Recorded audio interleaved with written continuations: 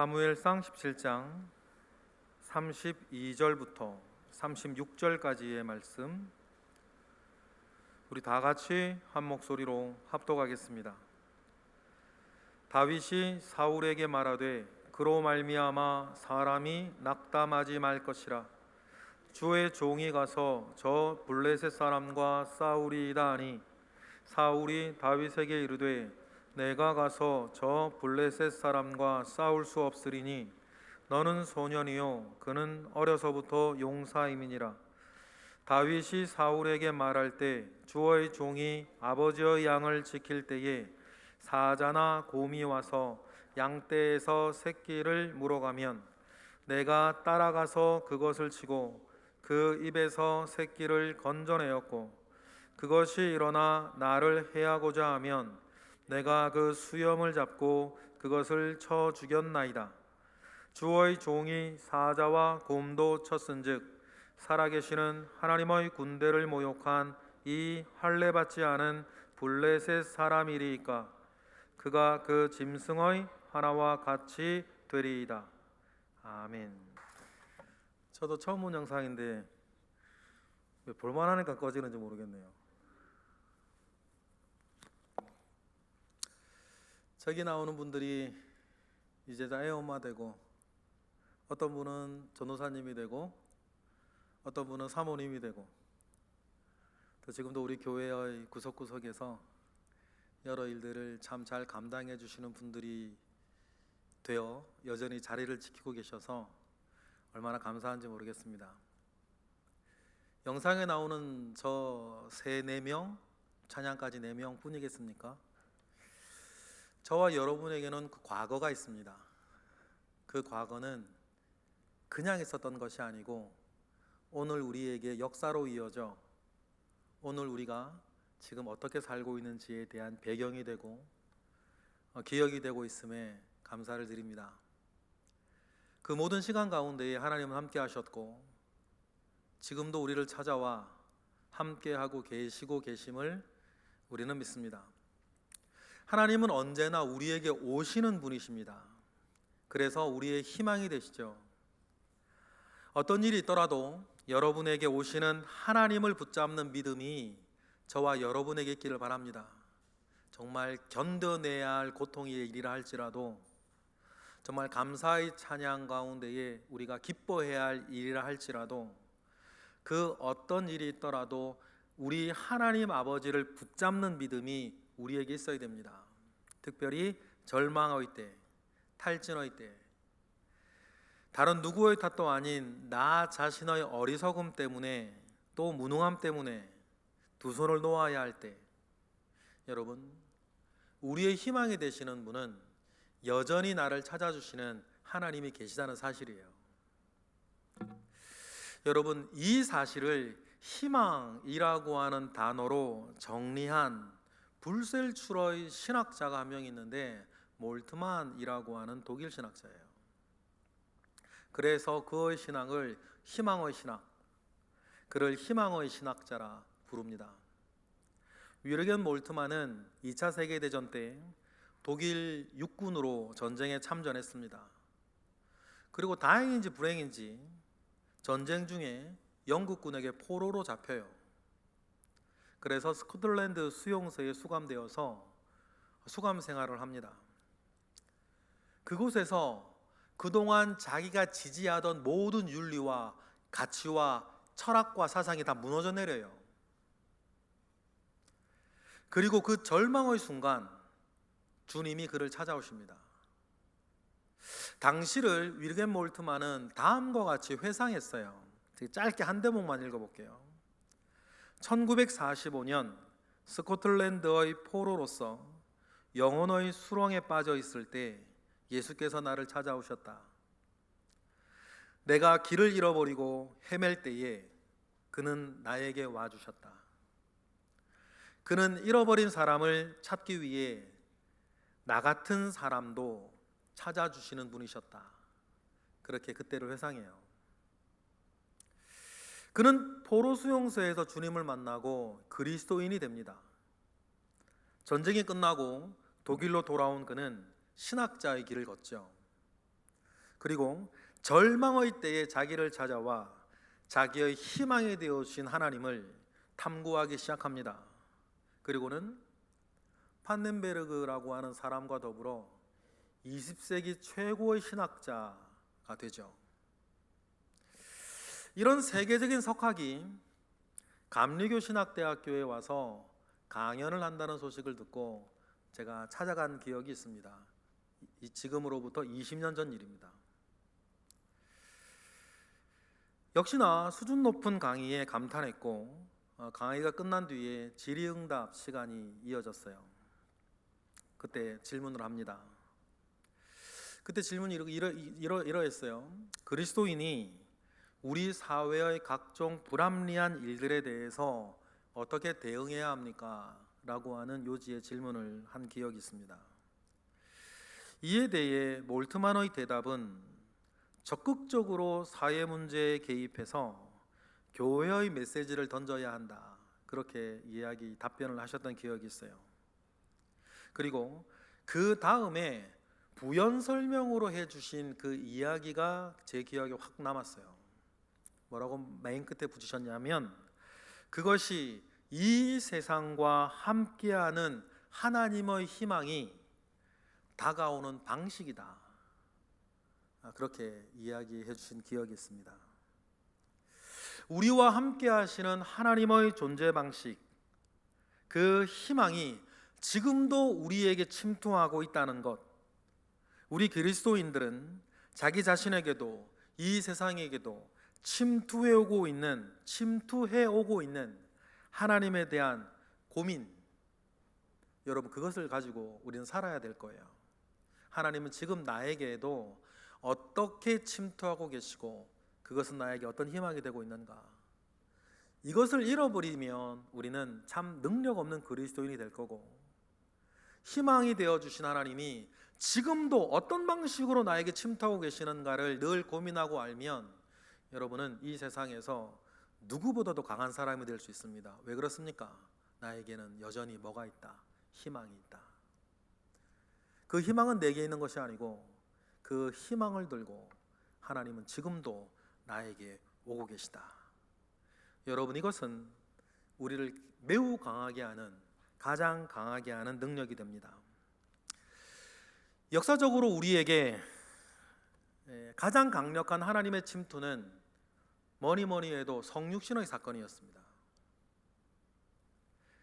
이에 요한은 말씀이 육신이 되어 우리 가운데 거하심에 은혜와 진리가 충만하더라 라고 이렇게 얘기를 했어요.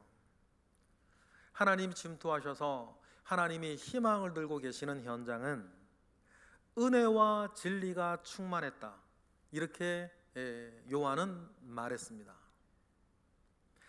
은혜와 진리가 지금 나에게 충만하지 못하다 라고 하는 생각이 든다면 여러분, 그 생각 자체는 여러분에게 뭐가 아직 살아있다는 것이냐면 하나님의 임재를 사모하는 마음이 살아있다는 뜻이고, 그 결핍의 느낌을 실망이나 낙심으로 돌리는 것이 아니라 오고 있는 하나님에 대한 희망이라는 그 주제로 여러분은 가지고 사셔야 돼요. 그리고 우리는 나에게 다가오시는 그 희망을 품고 여러분들은 하나님의 말씀 앞에 큐티하셔야 됩니다. 왜냐하면 큐티는 말씀의 성육신을 경험하는 자리이기 때문이에요. 하나님의 거룩한 임재 가운데에 우리가 지금도 매일매일 나아갈 수 있는 것은 우리의 큐티하는 시간, 큐티하는 그 자리예요.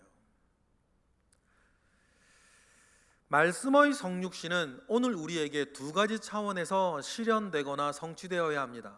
첫 번째는 여러분들이 큐티하는 자리예요. 큐티하는 자리에서 말 그대로 말씀의 성육신이 일어납니다. 성경을 사이에 두고 만나는 하나님은 우리를 참된 그리스도인으로 만들어 갈 것입니다. 이것이 우리가 경험하는 뭡니까? 성육신의 시작이에요.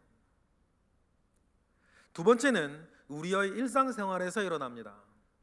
말씀의 성육신을 체험한 사람이 자기 가슴에 성육신한 그 말씀을 가지고 여러분의 일상생활로 갑니다. 그리고 내가 가슴에 품게 된 하나님의 말씀을 내 일상생활 가운데에 순종하며 살아갈 때에 여러분, 우리의 가슴 속에 임한 하나님의 말씀의 성육신은 내 일상생활에서 완성되어 가는 거예요. 여러분, 이것이 그리스도인들의 중요한 삶의 원리고 내가 살아가는 목적이고, 하나님은 우리에게 그 일을 기대하셔서 매일매일 하나님의 말씀 가운데에 나와 앉으라고 이야기를 하십니다. 그래서 우리의 삶은 하나님의 소원, 하나님의 말씀이 이루어지는 현장이 되어야지 내 소원 이루어지는 현장이 되고 내 소원 이루지 못했다고 괴로워하는 현장이 되어서는 절대로 안 된다. 그런 삶을 우리가 살면 믿지 않는 사람의 삶과 뭐가 다릅니까? 하나님이라는 이름에 천지신명에 비는 것과 뭐가 달라요? 그런 목적이 없으면 정한수 떠놓고 새벽에 나무 밑에서 기도하는 것과 새벽에 교회에 나와 기도하는 것이 뭐가 다릅니까? 나를 기쁘게 하는 것이 아니라 하나님의 뜻을 이루어가며 하나님을 기쁘게 하겠다는 목적 가운데 우리가 살지 않으면 우리가 믿지 않는 자의 삶과 본질적으로 다른 것은 하나도 없다는 것을 우리는 기억해야 합니다. 하나님이 내 가슴에 먼저 임하시고 하나님을 가슴에 품고 있는 사람이 그의 삶에 들어가서 자기 주변의 모든 사람들이 하나님을 경험하게 만드는 것, 여러분, 이것은 예나 지금이나 그리스도인에게 매우 중요한 영적 원리, 삶의 원리가 된다는 사실들을 여러분 기억하셨으면 좋겠어요. 예를 들어 다윗을 봅시다. 다윗이 먼저 하나님을 경험합니다. 어린 나이 때부터 양떼를 이끌고 긴 밤을 홀로 지내야 했습니다. 각종 들짐승으로부터 양들을 지켜야 하는 위험한 상황을 이겨내야 했습니다. 그러나 외로운 밤 다윗은 낙심하지 않고 그 외로운 밤에 하나님을 경험해요. 그것이 우리에게 시편으로 남아 있습니다. 그리고 각종 들짐승의 위협으로부터 양들을 지켜내면서 하나님을 경험합니다. 그것이 다윗의 물맷돌 실력으로 남았어요. 그리고는 그 믿음과 그 실력을 가지고 있는 다윗이 알라 골짜기에서 블레셋과 전쟁을 벌이고 있는 이스라엘 백성 사울 왕을 찾아가서 하는 말이 오늘 본문 아닙니까? 오늘 본문 34절에 다윗이 두려워하고 낙심하고 있는 하나님의 사람들 사울 왕조차도 그가 두려워하고 있을 때 다윗이 말을 합니다. 뭐라고 말을 하는지 35절까지 우리 읽어보겠습니다. 다윗이 사울에게 말하되 주의 종이 아버지의 양을 지킬 때에 사자나 곰이 와서 양떼에서 새끼를 물어가면 내가 따라가서 그것을 치고 그 입에서 새끼를 건져내었고 그것이 일어나 나를 해하고자 하면 내가 그 수염을 잡고 그것을 쳐 죽였다고 말을 해요. 중요한 것은 이 모든 일이 하나님과 함께하고 있었다는 사실이에요. 하나님을 만나 하나님을 알고 하나님을 사랑하는 그 다윗이 엘라 골짜기에서 하나님을 모욕하는 블레셋 사람들을 만나고 의분을 일으키는 것은 당연하겠죠.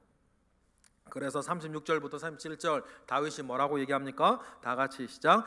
주의 종이 사자와 곰도 쳤은즉 살아계시는 하나님의 군대를 모욕한 이 할례받지 않은 블레셋 사람이리까 그가 그 짐승의 하나같이 되리이다. 또 다윗이 이르되 여호와께서 나를 사자의 발톱과 곰의 발톱에서 건져내었은즉 나를 이 블레셋 사람의 손에서도 건져내시리이다. 사울이 다윗에게 이르되 가라 여호와께서 너와 함께 계시기를 원하노라. 여기에서 우리가 먼저 다윗이 그리 잘 해냈구나 그것을 먼저 보는 게 아니라 그 모든 순간 다윗은 하나님과 함께하고 있었구나 라고 하는 것을 여러분이 먼저 아시는 거예요. 그래서 하나님을 먼저 만나고 하나님을 가슴에 품고 있는 다윗이 그의 삶의 현장으로 나아갈 때에 이제 세상은 다윗을 통해 누구를 경험합니까? 하나님을 경험하는 거예요. 낙담하고 있는 사울 왕도, 두려움에 떨고 있는 이스라엘 백성들도, 더 나아가 하나님을 모욕하던 블레셋과 골리앗까지도 하나님을 경험하게 될 것입니다. 그래서 다윗이 달려갑니다. 그에게는 여전히 하나님이 함께하고 계세요. 달려갈 때에 다윗이 뭐라고 합니까? 이어지는 우리 45절 말씀부터 보실까요? 시작. 다윗이 블레셋 사람에게 이르되 너는 칼과 창과 단창으로 내게 나아오거니와 나는 만군의 여호와의 이름 곧 내가 모욕하는 이스라엘 군대의 하나님의 이름으로 내게 나아가노라. 오늘 여호와께서 너를 내 손에서 넘기시리니 내가 너를 쳐서 내 목을 베고 블레셋 군대의 시체를 오늘 공중의 새와 땅의 들짐승에게 주어 온 땅으로 이스라엘의 하나님이 계신 줄을 알게 하겠고 또 여호와의 구원하심이 칼과 창에 있지 아니함을 이 무리에게 알게 하리라. 전쟁은 여호와께 속한 것인즉 그가 너희를 우리 손에 넘기시리라. 다윗이 가지고 있는 확신 아시겠죠? 그 확신을 가지고 자기의 세상 가운데에 다윗은 지금 달려가고 있는 것 아닙니까?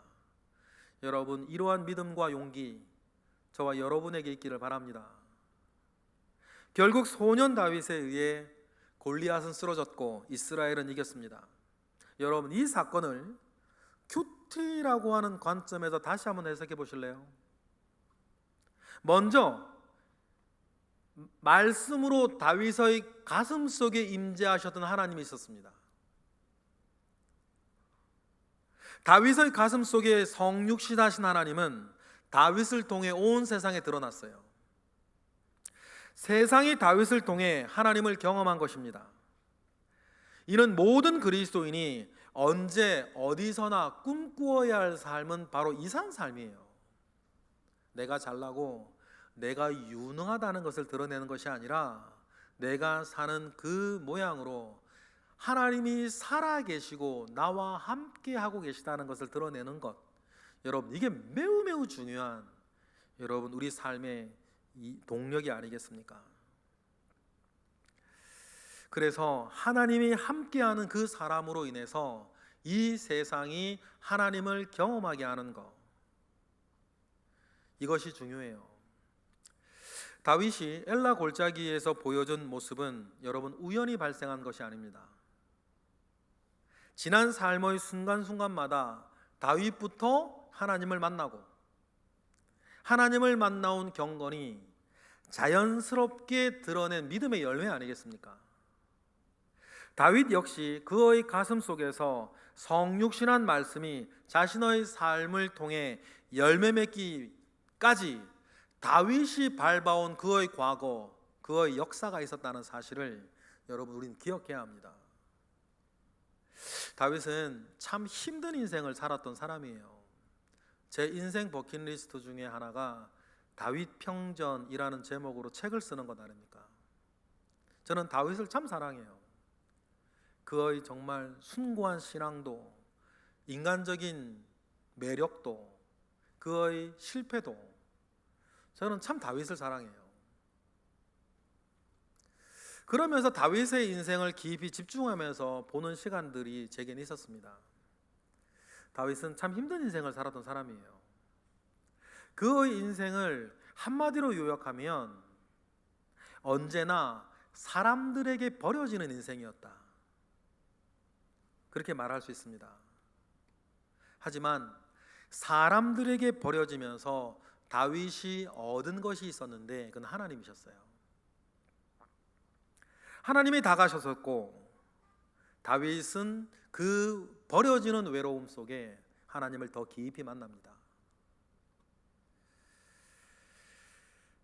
다윗은 어린 시절부터 가족들로부터 버려지고 사랑을 받지 못한 사람이라 그랬죠. 사무엘이 이새의 아들들 중에서 내가 왕으로 세울 사람 기름 붓겠다라고 했을 때 웬일인지 모르지만 아버지 이새는 다윗을 그 자리에 부르지 않습니다. 혼자서 양치게 만들어 두죠.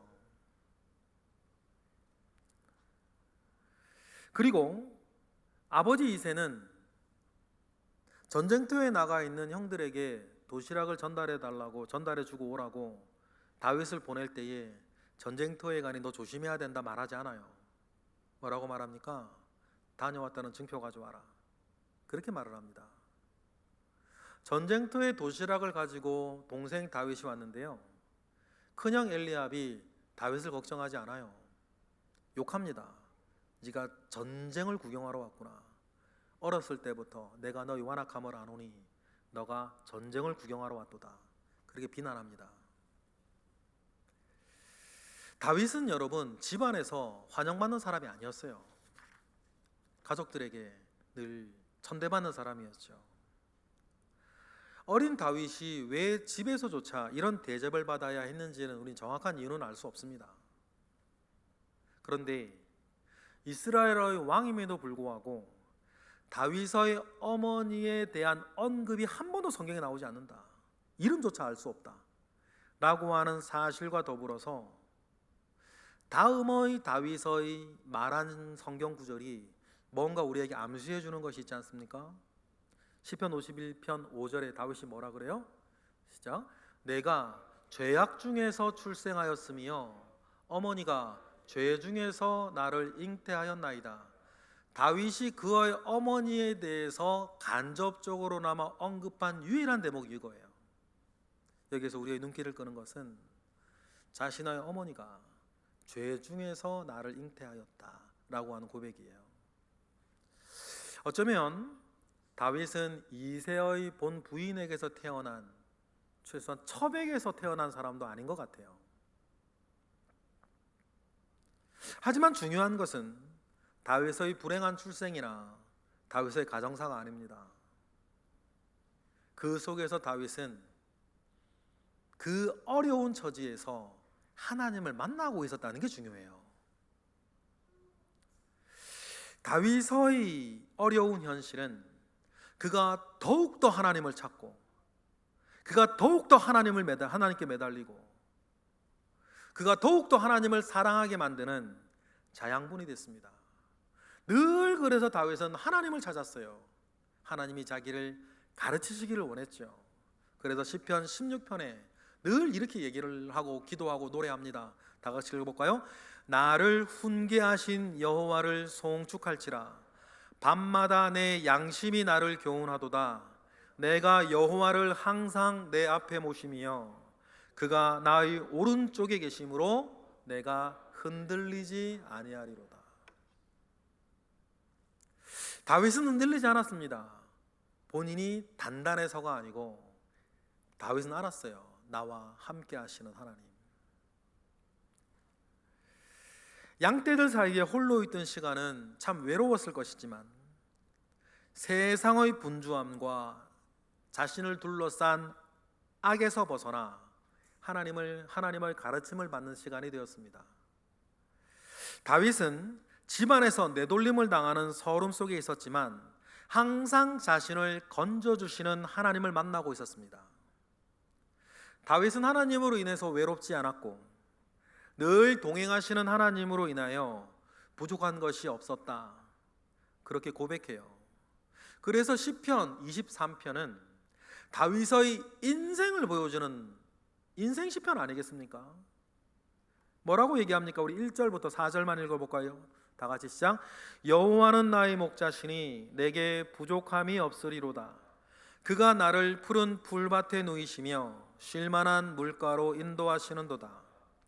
내 영혼을 소생시키시고 자기 이름을 위하여 의의 길로 인도하시는도다. 내가 사망의 음침한 골짜기로 다닐지라도 해를 두려워하지 않을 것은 주께서 나와 함께 하심이라. 주의 지팡이와 막대기가 나를 안위하시나이다. 여러분, 이 성경 구절이 저에게, 여러분에게 진짜 내 고백이 되기를 원해요. 이 믿음과 축복이 여러분 우리 모두에게 있기를 축복합니다. 다윗은 목동이라고 하는 자기의 직업을 통해서 하나님을 더 깊이 이해해 갔습니다. 그 외로움과 고단함과 그 위험함 속에서 말이에요. 다윗이 어린 양 한 마리를 지키기 위해 사자와 곰의 수염을 붙잡고 싸울 때 자기를 지키시고 자기와 함께하는 하나님을 느꼈어요. 여러분, 이것이 다윗이 받은 축복입니다. 불우한 환경이었지만 자기와 함께하는 하나님으로 인해서 다윗은 괜찮았어요. 여러분, 이 괜찮아지는 은혜 지금 여러분에게 필요하지 않으세요? 이유는 모르겠어요. 그런데 하나님 때문에 괜찮은 거 있잖아요. 말로 설명을 못 하겠어요. 뭘 이렇게 증명할 수도 없어요. 그런데요, 여러분, 그런 은혜 지금 있기를 원해요. 하나님으로 인해 괜찮은 거. 여러분, 그게요 정말 하나님 믿는 사람이고요, 하나님 사랑하는 사람입니다. 하나님으로 인해 모든 것 여러분 괜찮아지시기를 축복합니다. 분명 양을 돌보는 일은 고되고 힘들고 어려운 일이에요. 다윗이 얼마나 천대를 받았으면 야고보의 집안 보실래요? 애들은 집에 있고 형 9명이 가서 양을 함께 보는 거 아닙니까? 그런데 다윗 집안은 이상해요. 형들은 다 집에 있고 다윗 혼자 가서 양을 봐요. 분명히 이 일은 고되고 천한 일입니다. 하지만 목동이라고 하는 이 일은 다윗에게 단순한 직업을 넘어 하나님을 경험하는 길이 되었어요. 그리고 하나님은 그 속에서 다윗을 이스라엘이라고 하는 양을 쳐야 할 목자로 키우고 계셨습니다. 시편 78편 나중에 다윗이 뭐라고 그럽니까?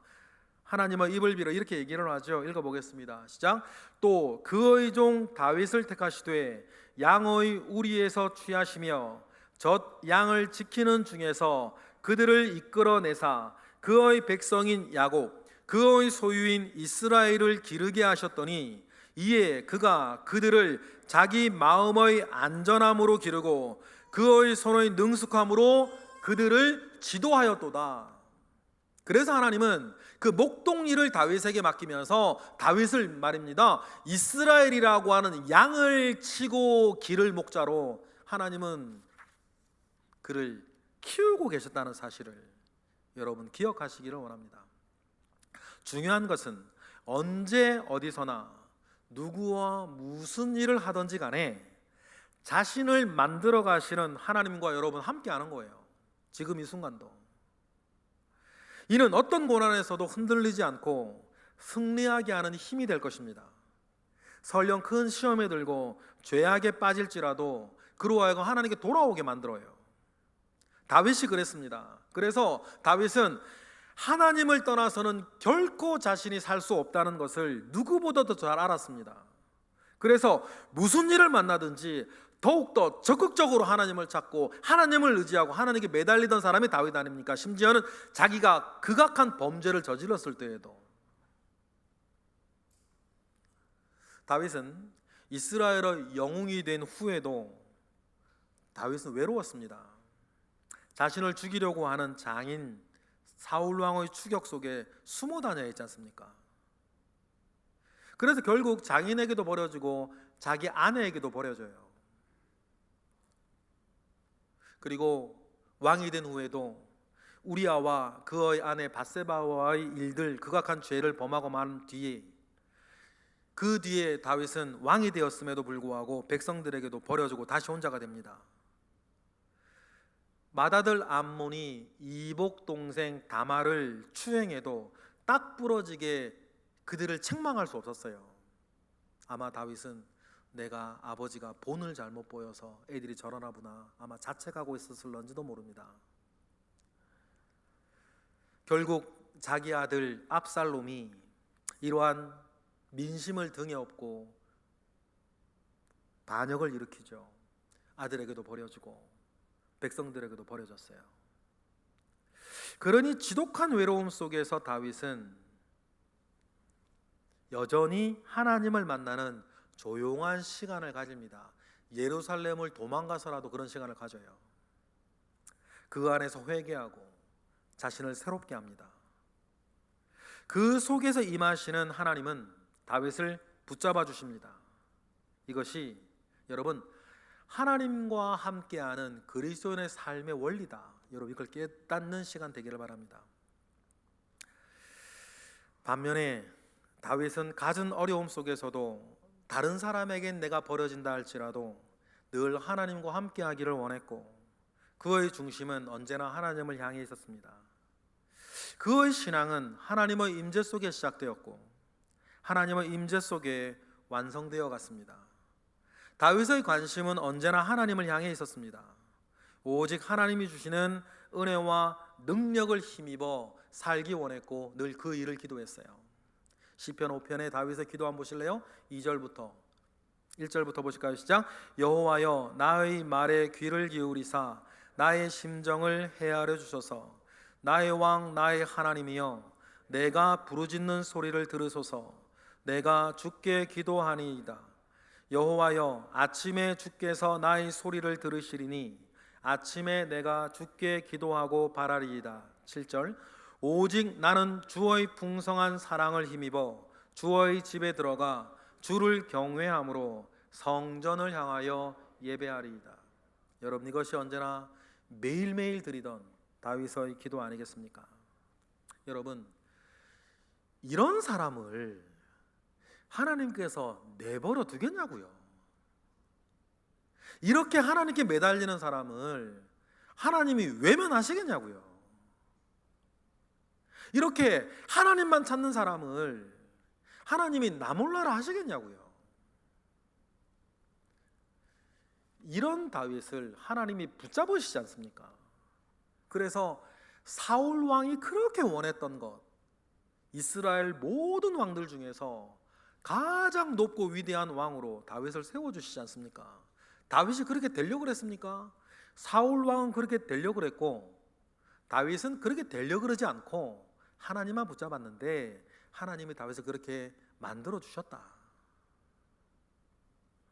여러분 다윗은 관심사가 다른 사람이었어요. 다윗에게 왕위는 목동의 일이 그리했던 것처럼 하나님을 사랑하는 자기 방식이었고 하나님을 경험하는 도구였고 하나님의 뜻을 이루어가는 방편일 뿐이었어요. 뭐가요? 왕위가. 그러니 다윗에게는 내가 목동이든 왕이든 상관이 없어요. 사울 왕은 왕이 목적이었고 다윗은 왕은 도구일 뿐이었어요. 뭐 하는 도구? 하나님을 사랑하는 도구, 하나님을 섬기는 도구, 하나님을 사랑하는 방식일 뿐. 중요한 것은 하나님을 사랑하는 것이지 내가 왕이든 목동이든 다윗에게 그건 중요하지 않았어요. 여러분 이러한 믿음 저와 여러분에게 있어야 되고 있기를 원합니다. 다윗은 관심사가 다른 사람이었다. 하나님이 이 다윗을 아시지 않았겠습니까? 그래서 여러분 하나님은 성경 구구절절에서 다윗을 얼마나 칭찬하시는지 찾아보지 않아도 될 거예요. 세 가지만 우리 시편에서만 찾아볼까요? 89편에 그런 다윗에게 하나님 뭐라 그러십니까? 다 같이 시작. 내가 내 종 다윗을 찾아내어 나의 거룩한 기름을 그에게 부었도다. 내 손이 그와 함께하여 견고하게 하고 내 팔이 그를 힘이 있게 하리로다. 24절. 나의 성실함과 인자함이 그와 함께하리니 내 이름으로 말미암아 그의 뿔이 높아지리로다. 26절.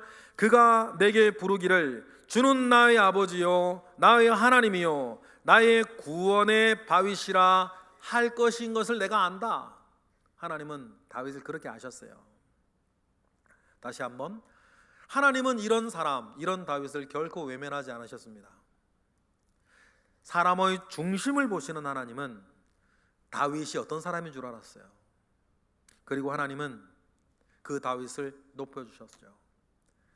여러분 여전히 하나님 중심을 보시는 그 하나님은 그 눈을 가지고 오늘 저와 여러분을 보고 계십니다.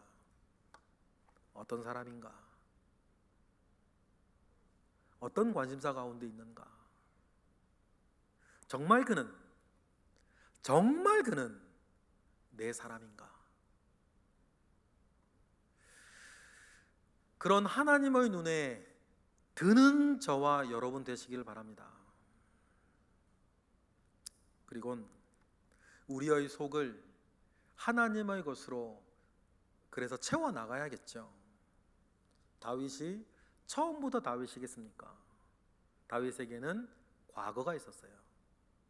다윗에게는 역사가 있었습니다. 그 시간 속에서 다윗은 하나님을 만나고 하나님과 함께하고 그 말씀들을 자기 속에 차곡차곡 쌓아가 다윗은 하나님이 그렇게 기뻐하시는 그 사람이 되었던 것을 우리는 꼭 기억하시고 본받기를 원합니다. 중요한 것은 무엇입니까?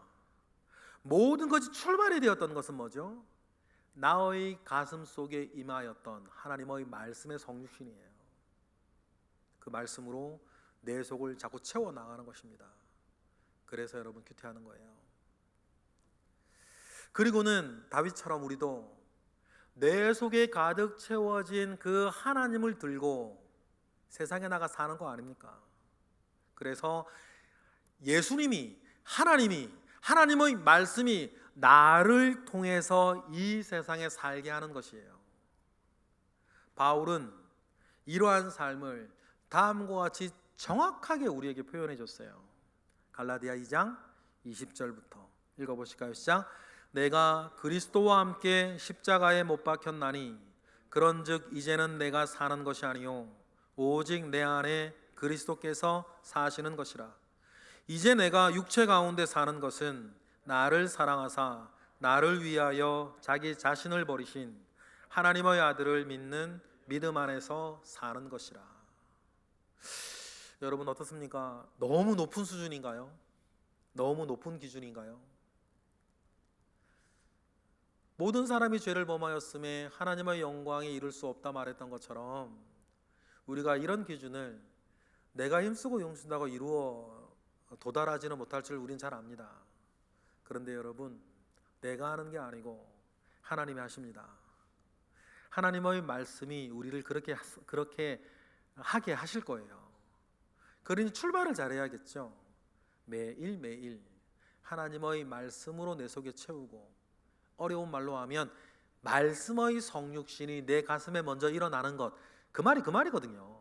그리고 내 가슴 속에 가득한 하나님을 가지고 여러분 직장 가세요.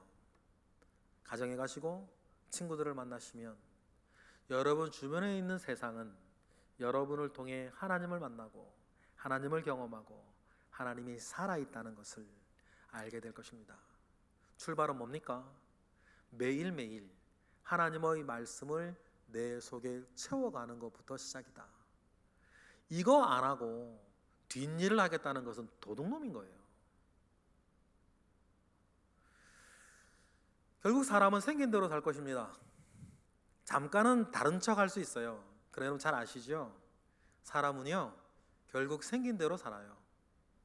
아무리 노력하고 애써도 사람은 생긴 대로 삽니다. 그러면 내가 어떻게 생겼냐? 좀 더 정확하겐 어떻게 생길 거냐? 어떻게 생겨질 것이냐는 오늘 매일매일 하나님의 말씀으로 나를 이렇게 채워가는 것, 그 생김이 여러분 우리로 살게 할 줄 믿습니다. 내년 이맘때, 내후년 이맘때 더 좋은 그리스도인 되어서 우리가 이 자리에서 다시 만나길 주님의 이름으로 축복합니다. 기도하겠습니다.